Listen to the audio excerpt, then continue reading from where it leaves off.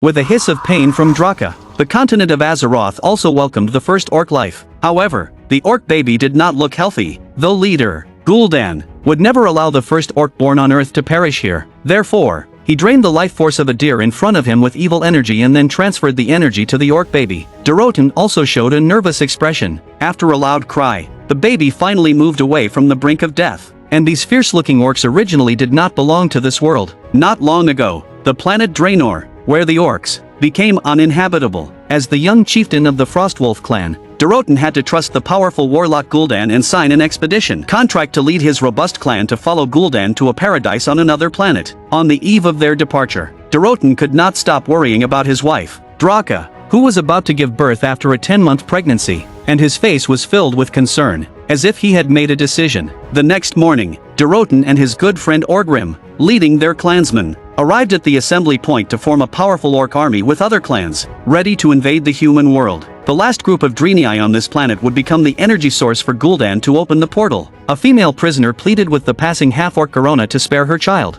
unaware that this alluring orc was actually of low status, helpless to assist her, and often suffered imprisonment by Gul'dan. If it weren't for her proficiency in various languages, serving as Gul'dan's translator, she probably would have been drained of life by Gul'dan long ago to replenish the evil powers. At this moment, Gul'dan was fervently boosting morale with his words, instantly igniting the warriors' longing and desire for a beautiful homeland. Seeing that the time was about right, Gul'dan began to spread his hands and unleash evil powers, instantly draining life from countless Draenei. Amid the despairing cries of the Draenei, the orcs charged toward the gate with increasing excitement. Gul'dan, without reservation, released all the absorbed energy onto the giant portal. As a slightly eerie green glow slowly spread over the entire gate, the vibrant scenery of the new world came into view. The already eager orcs surged forward, swarming into the portal. Due to the limited number of Draenei sacrificed, only a portion of the elite orcs could enter first. However, Durotan, keeping it from everyone, took his weakened wife through the time passage. Just as they stepped into the void, Draka felt a severe pain in her abdomen. It was time to give birth. Durotan, anxious in the void,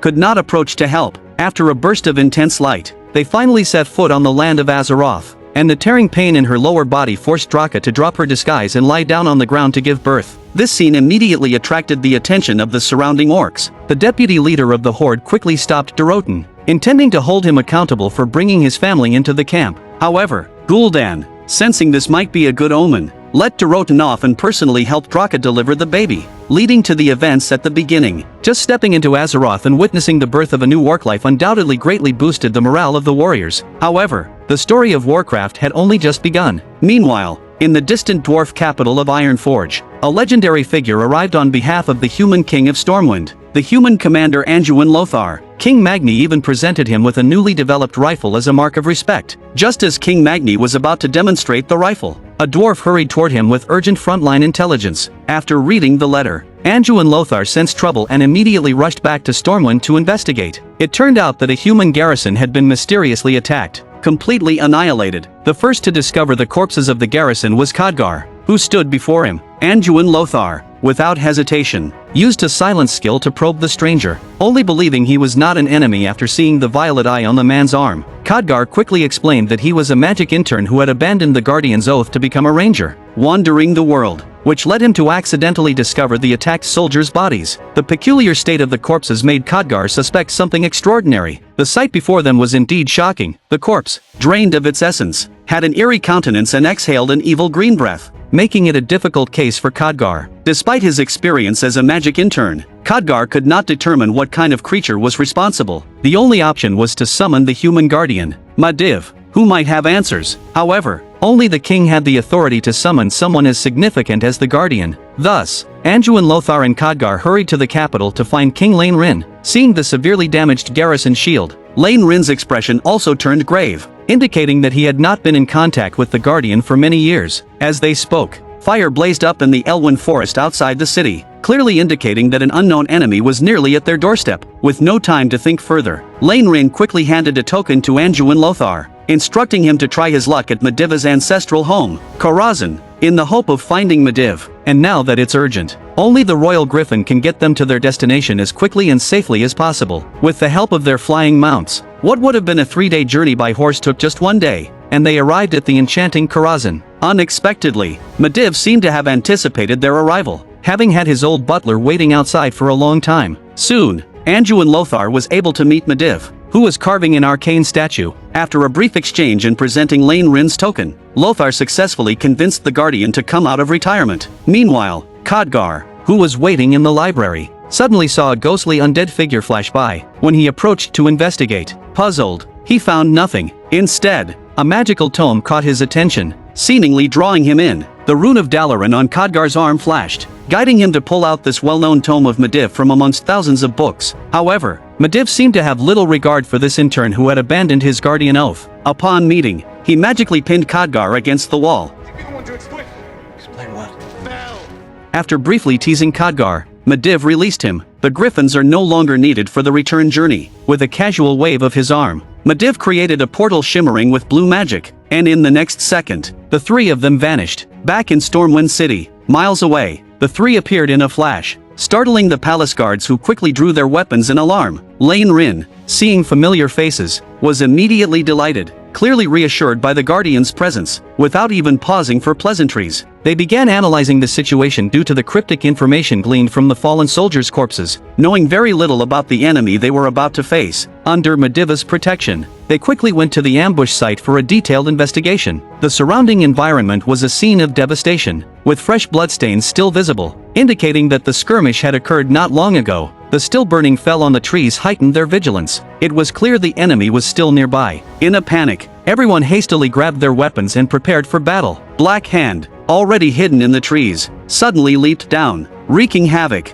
At his command, countless orcs burst from the bushes and launched a merciless attack on the humans. In the face of the orcs' superior size and strength, the human soldiers were overwhelmed in moments, suffering heavy casualties. Only Anduin Lothar managed to hold his own amidst the enemy ranks. Undeterred, Blackhand became even more ferocious, lifting a warhorse and throwing it at the guards. This act spurred his followers to let out raucous laughter, thrilled by their leader's brute strength. On the other side, Khadgar quickly used his magic to repel the enemy, and then raised a protective shield to block Durotan's attack, buying time for Medivh to chant his spells. However, due to the long preparation time required for his skills, and facing a ferocious orc with fierce tusks, a sense of inevitable defeat began to take shape among the enemies. Anduin Lothar's son was in grave danger, and it was only thanks to Anduin Lothar's timely intervention that he was saved. But this also left Anduin vulnerable. He was thrown by the enemy commander, and his sword fell to the ground. Facing the enemy's relentless advance, Anduin Lothar picked up the rifle gifted by King Magni and was shocked by its immense power. At this moment, Medivh's powerful magic was finally complete, and a network of interlacing lightning accurately struck a large number of orcs nearby. The magical effect was remarkably similar to the fell energy used by Gul'dan, instantly draining life from countless orcs, leaving only desiccated husks. Black Hand, knowing the terror of such evil magic, decisively organized the survivors to quickly withdraw from the battlefield. After casting the spell, Medivh felt something unusual in his body, and Khadgar also realized that the power used was not typical of the Guardian. Before he could ask further, Medivh snatched the staff and hastily opened a teleportation spell, disappearing in an instant amidst the puzzled looks of those around him. The battle continued,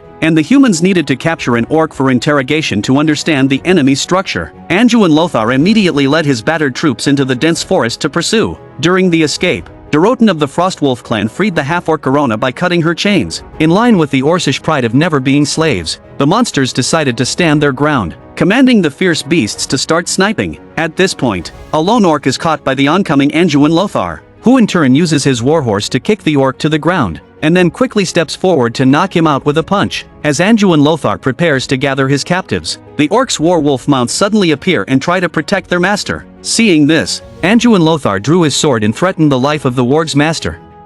How much do you love your master?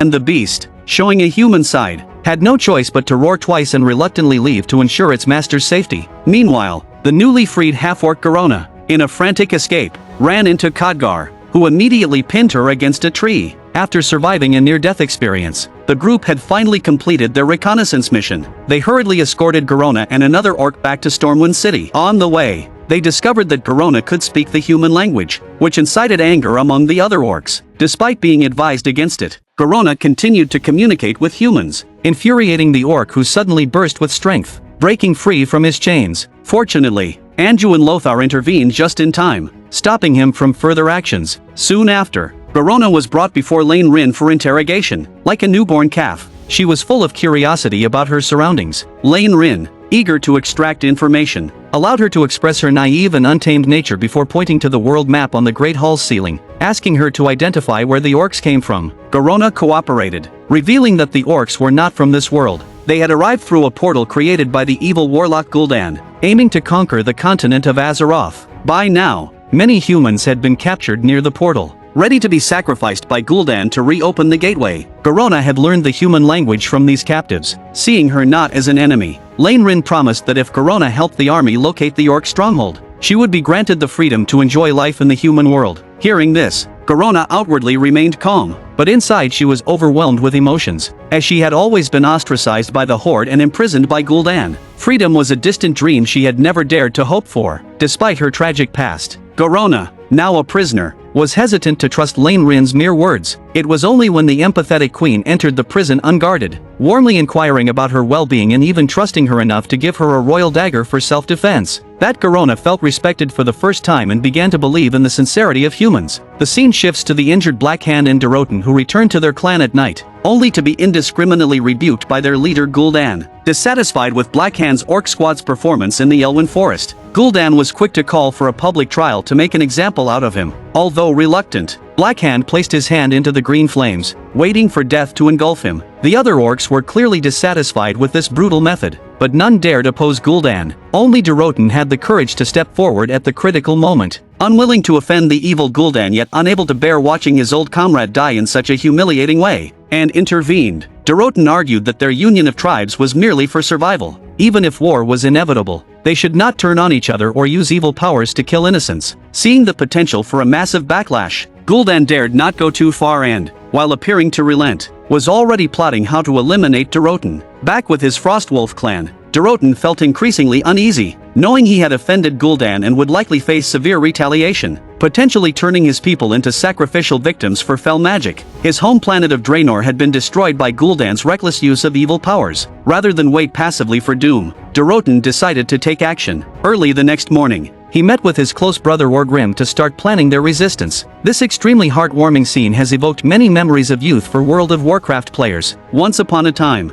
we sat together, embodying legends in the world of Warcraft, commanding respect far and wide, but in the blink of an eye, we faced the reality and challenges of life alone. With the first wave of orcs passing through the portal into Azeroth, they successfully captured Menethil Harbor in the wetlands and Stromgarde Keep in the Earthy Highlands, securing a foothold for the newly arrived orc horde in this unfamiliar world. However, many actions during the invasion deeply conflicted with Durotan's principles. His comrades, under Gul'dan's leadership, engaged in burning, killing, and looting, treating human girls with cruelty, gradually losing the orcs' honor and original intentions. What worried him more was that wherever Gul'dan went, the area would turn into a desolate place, devoid of all life. To firmly establish themselves in their new home, it was essential to stop Gul'dan's malicious actions. Durotan told his close brother Orgrim that he had a plan, which was to ally with humans to eliminate Gul'dan, allowing the orc horde to be recognized in this world. Meanwhile, Garona led a human scout team to the orc assembly area secretly. Anju and Lothar then discovered that a large number of humans had been captured by the orcs. Garona further revealed that Gul'dan would drain these people's lives in 2 days to reopen the portal. At that time, the remaining orcs on the planet Draenor would be transferred to the continent of Azeroth. With this crucial information,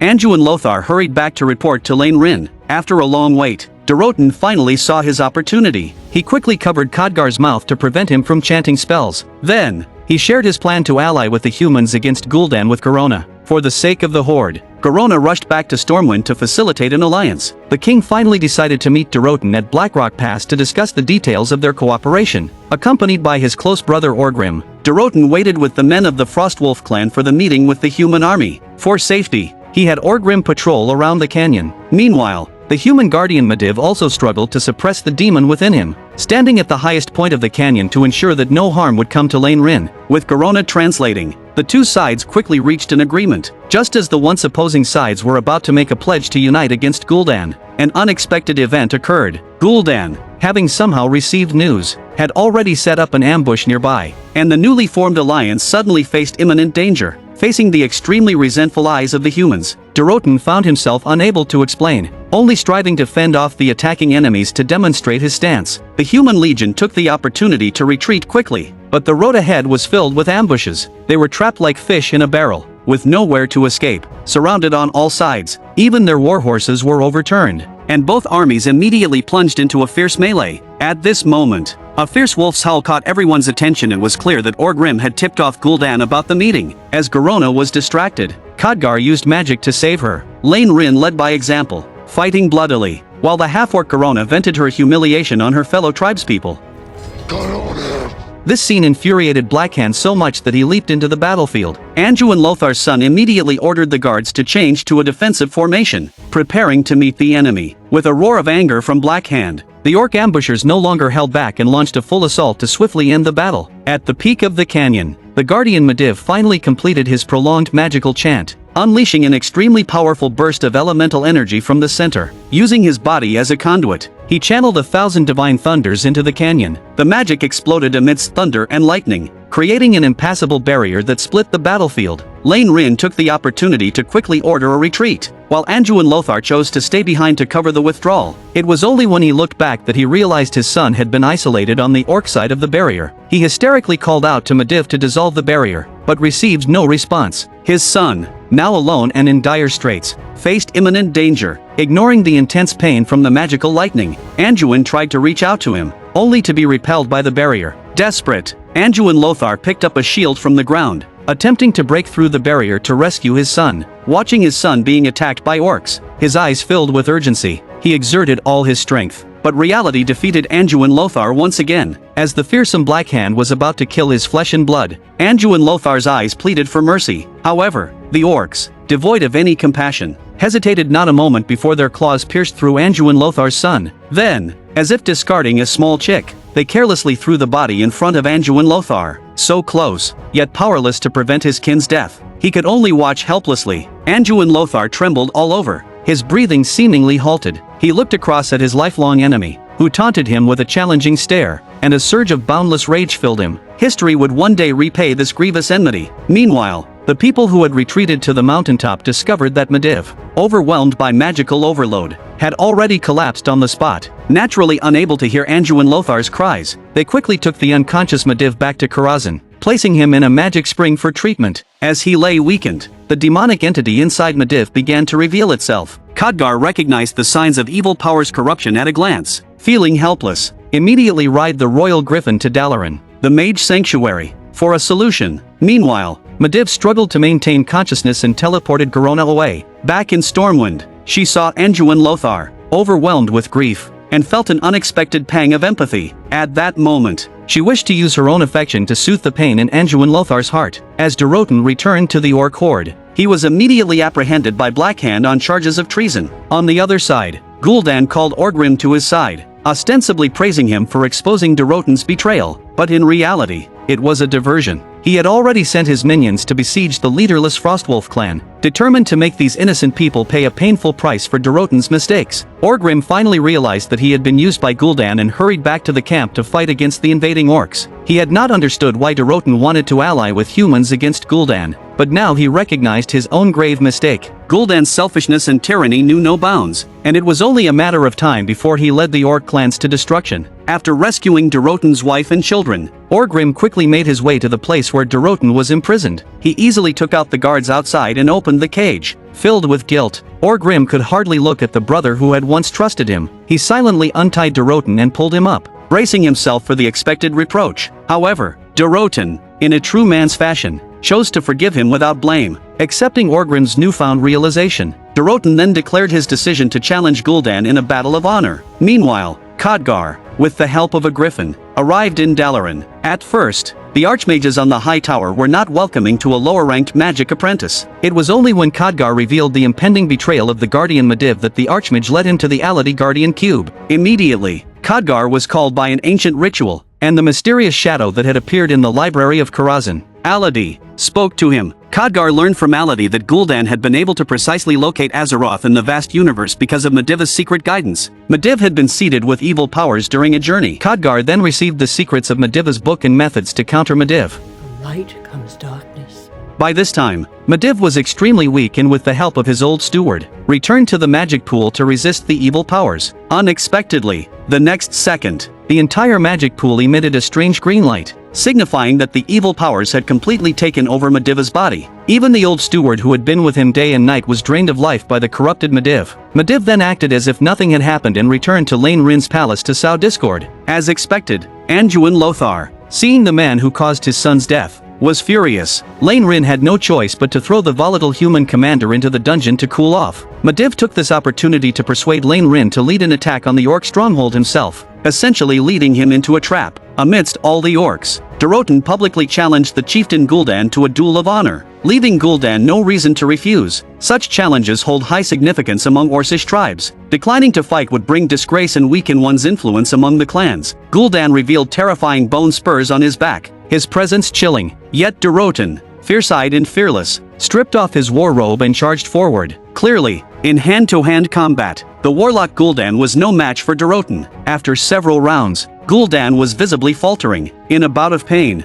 Gul'dan erupted with a burst of power, instinctively wanting to use evil powers to end the fight quickly. However, honor is paramount in orcish duels, and for the sake of his reputation, he restrained himself. Yet this restraint meant certain defeat. In a quick-witted move, Gul'dan tried to claim that the time to open the portal had arrived as an excuse to break off the duel. Unexpectedly, Black Hand, serving as the referee and usually obedient to Gul'dan, denied him after only a second's thought. The typically compliant lieutenant held firm in the face of orcish honor. Once a duel begins, it must end only when one party is downed. Cornard, Gul'dan no longer held back and blatantly used evil powers to drain a significant amount of Durotan's vitality. This action sparked immediate disdain and outrage among the watching orcs. Yet, fearing Gul'dan's evil powers, they dared not intervene. Durotan showed no signs of surrender. Even with his last breath, he fought on. Seeing this, Gul'dan showed no mercy and let Durotan lose his life completely. Witnessing such a fight, some orcs, unwilling to follow a despicable leader like Gul'dan, chose to leave the horde. However, before they could take a few steps, Gul'dan instantly killed them. Then,